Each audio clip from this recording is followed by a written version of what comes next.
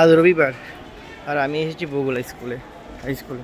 কেন এসেছি তোমরা দেখো, যাই দেখতে পাবো।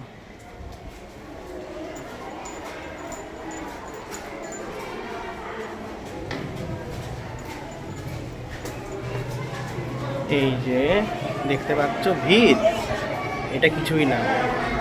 এই দেখো, আজকে পিওর আর্ট স্কুলের পরীক্ষা। 15 তারিখ পরীক্ষা পড়েছে। এই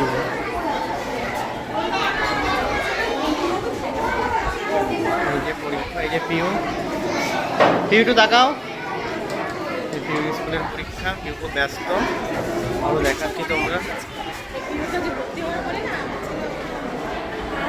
এই যে আরো আছে।